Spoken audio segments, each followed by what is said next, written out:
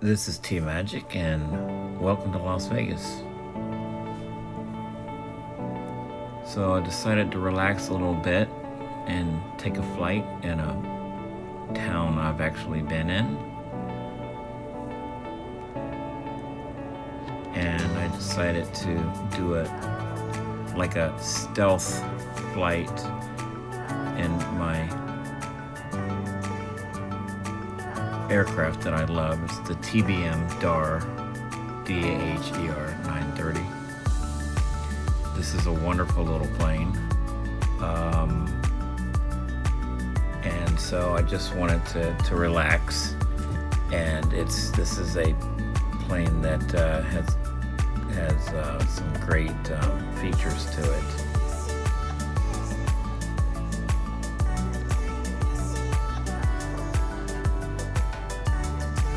I've recently flown the Queen, which is a Boeing 747-800, huge plane.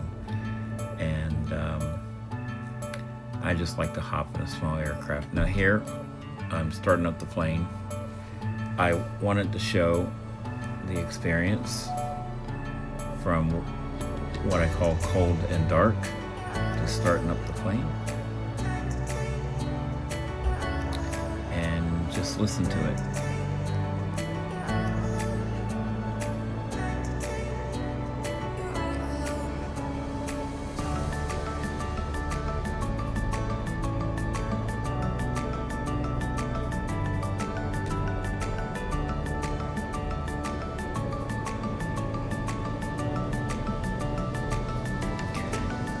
So for this flight, I didn't do any kind of setup because I'm not going, from A to B.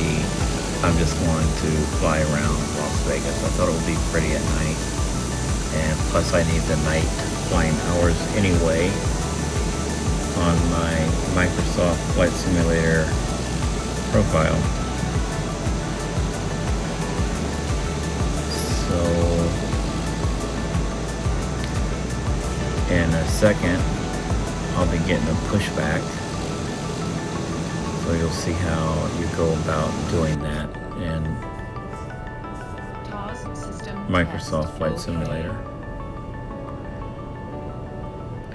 And that voice you just heard is the system basically telling you that it's everything checks off.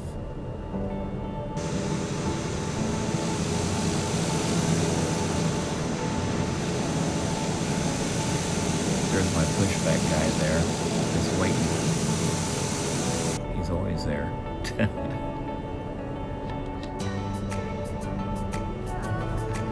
So here what I'm doing is I'm contacting the tower, and I'm going to request, it's a ground service, I'm going to request a pushback. Now these pushbacks in Microsoft Flight Simulator, you can request a straight back or one to the left or one to the right, depending on your position. And here he comes.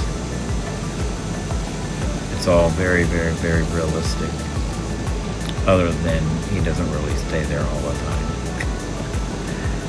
But I enjoy it. And I'm going to get my pushback here.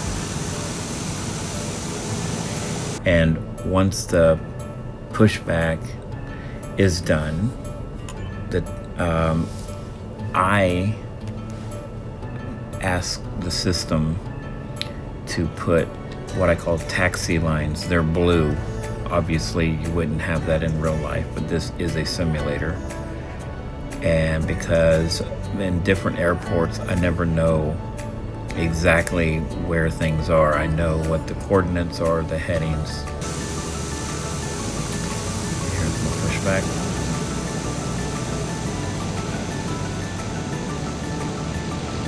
And you'll see the blue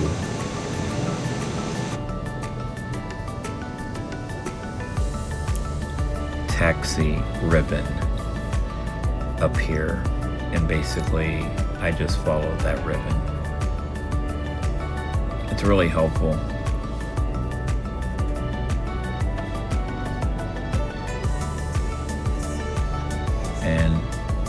I requested him to end the pushback because sometimes I'll just push you a little bit too far. I just needed enough space to be able to move.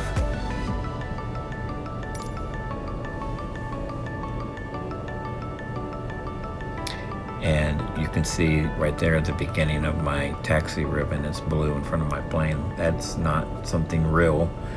That's just something put on the within the program to assist you, so you don't have to go guessing. I'm sure after a while, I mean, I've been flying for 20 years, but I'm just being lazy here. So, and I think it's kind of just makes it fun.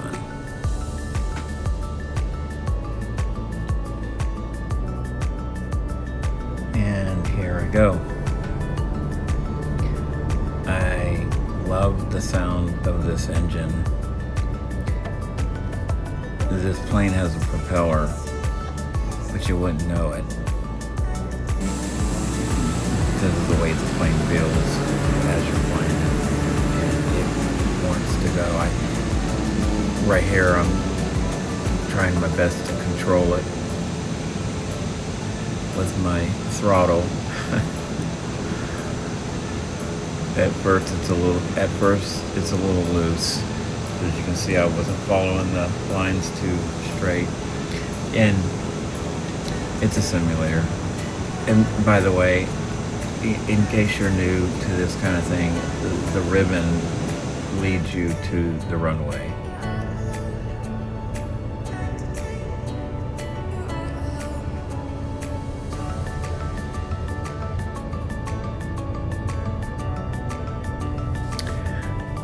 Now, usually I will stay in the aircraft in the simulator, but I know it's going to do a video and it's really pretty, so you'll see me go in and out of the aircraft,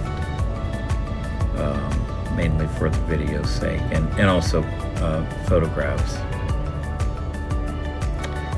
And that's a stop before the tower, and the runway is right there.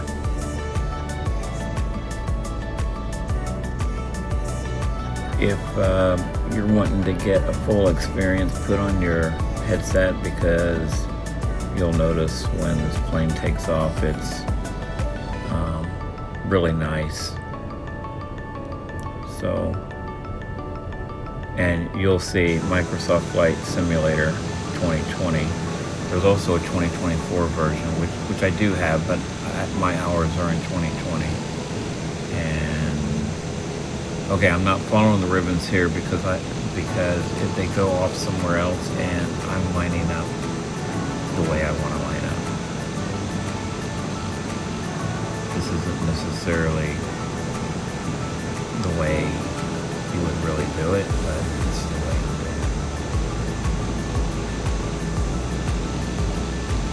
it. So when I edited this film, there were some localized errors, or not errors, but here my Wi-Fi had gone down and it kept popping up, and it kind of interrupted part of this takeoff. So I edited it out, but I have most of the takeoff, and you'll see. Enjoy.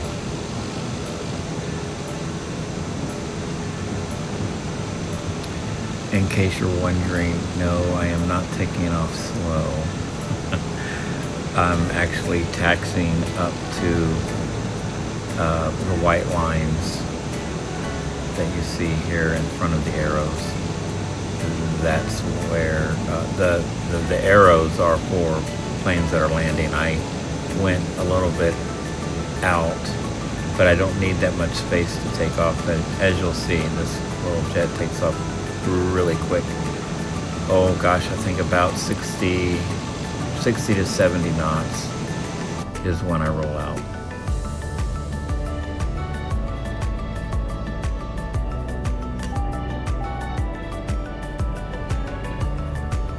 Okay, so I forgot what I had done here, and I actually did not use this, but I'm setting up the altitude select.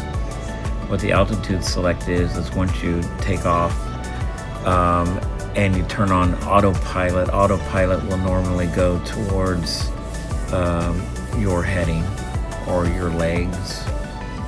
But in this particular, and the altitude select is you telling the plane where you want the altitude to stop, so it doesn't just keep going and going and going. But in this case, I ended up actually not using it. So, but I always take time here. You know, this is a simulator. You normally would not do this here. But that's what I had done.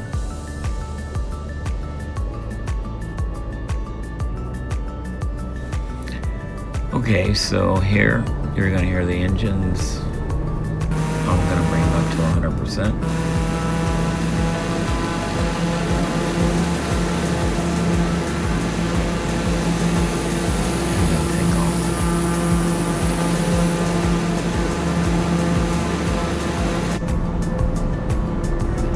And again, I had a Wi-Fi issue here, so you're going to see a little bit of a edit that I did. I really would have liked to got the entire takeoff, but anyhow, another day. Those are really Microsoft Flight Simulator notices. It does it a lot where their connection goes in and out, in and out. So I get those every now and then. And that's part of what I had cut out. But here, I put the camera here so you can see my gear going up.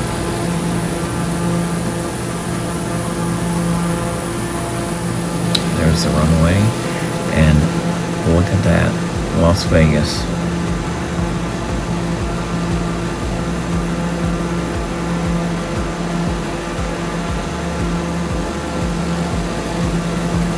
And there to the right is the Las Vegas Strip, and right now I'm just flying around, but I do go up the strip and back down the strip for you to see.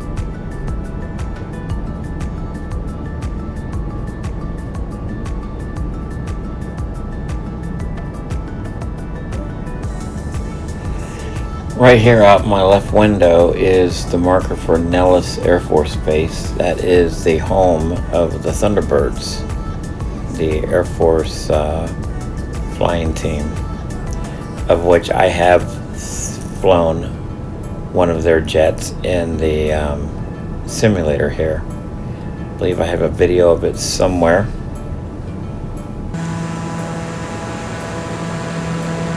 So I'm turning north, which is actually towards Nellis.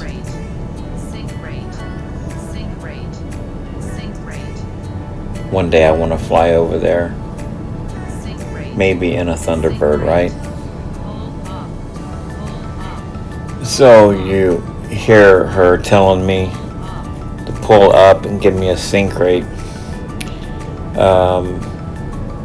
I wasn't in any trouble at all. I was just being a little lazy. And anyway.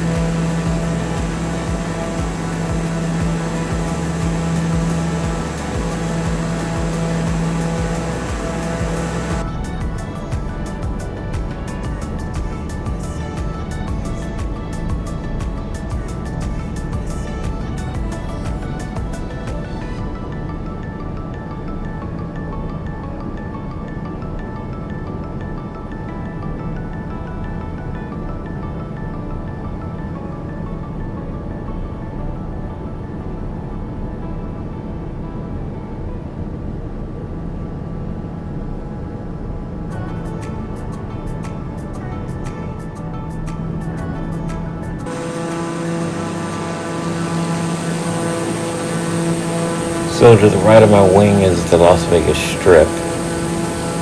And so what I'm going to do is I'm going to go up here and turn around and put the strip going down it on my left wing. And you'll see some familiar hotels, especially if you've ever been there.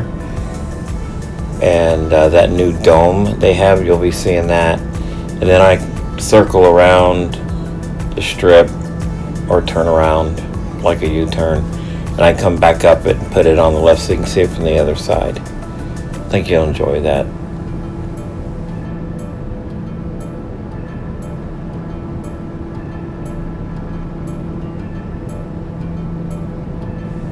And got turned around, and there it is. There's the strip.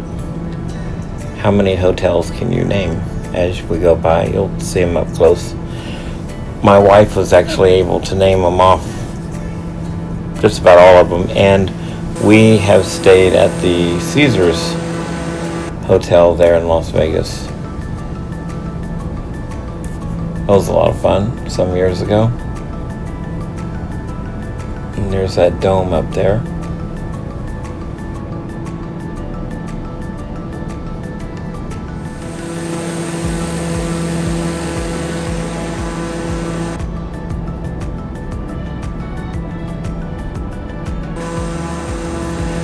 Here I move my wing to the left down, my way of pointing to the dome, and I later thought, okay, well that was dumb because you can see it clearly.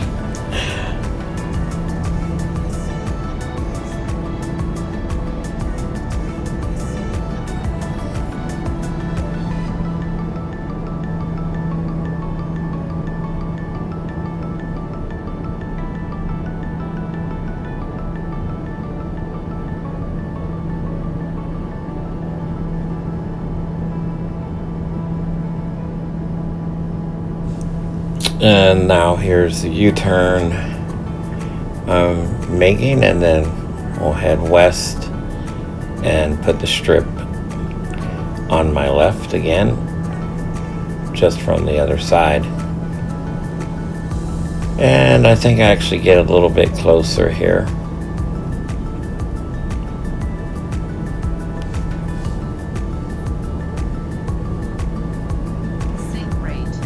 And there we are, from west on over south. down we go the strip.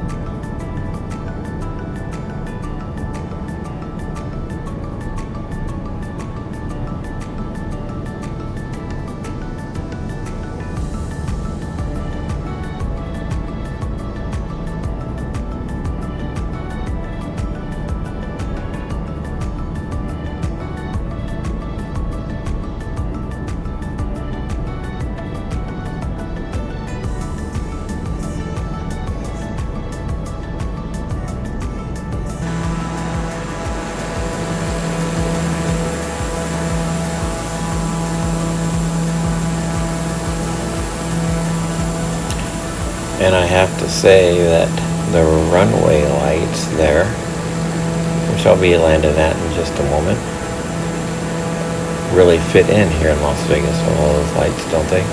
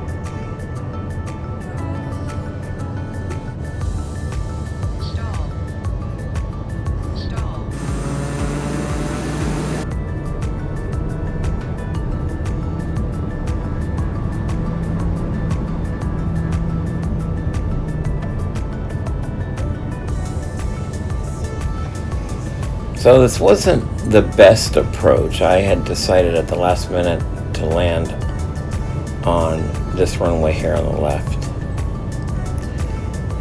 So it wasn't the best approach, but my speed was just a tad high, but I got it down there and flew the aircraft and landed. A lot of people don't realize you fly the aircraft right as you land, and you continue to fly it on the ground with the rudders controlling the direction.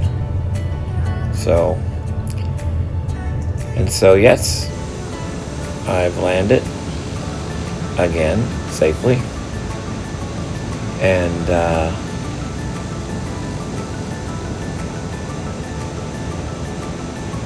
now I'll begin my taxi to my parking space. If you want to see what a normal taxi over to the general parking area looks like, then come on along with me. And I also eventually go park and dark is what it's called. You go from cold and dark at the beginning to park and dark at the end, which basically is shutting down the aircraft, and the flight's done. So I never know who's going to watch this video, so some of you simmers out there, I hope you enjoyed this different kind of view. And for those of you who are thinking about doing simming, as you can see, it's not a game, it's really flying. So I started playing with simulators back in 2006, so 20 years ago. And I went from Microsoft on a computer to X-Plane. And then in 2020, I moved over to Microsoft Flight Simulator. I learned a lot in X-Plane, and here recently I've been putting myself back in flying school to get refreshed on the mechanics of flying, and also flying some new aircraft, and getting reacquainted with I used to fly commercial, and that's all I would fly. But I've been enjoying these smaller planes, and what I love about this particular plane is it has the power of a jet, but it's the size of like a Cessna. My other plane that I like is the Cessna Caravan, but this is definitely a step up.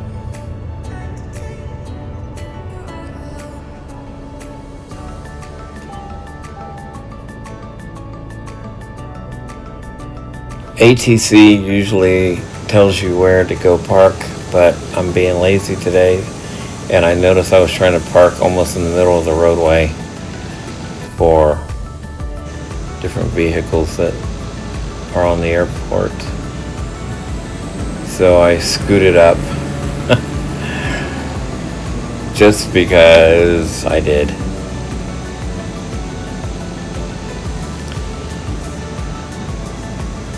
And I believe I've put my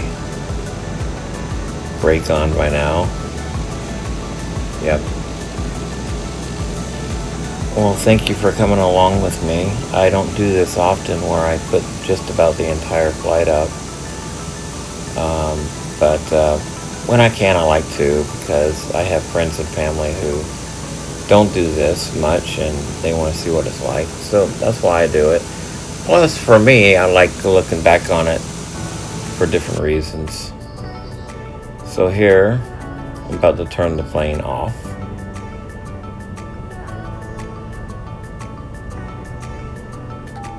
And there it is. And we're now parked and dark. Hence the reason why they call it Park and Dark. Las Vegas back there looking beautiful. All right. Well, other than my Tmagik Out frame that's coming up here in just a second, Take care. Be well.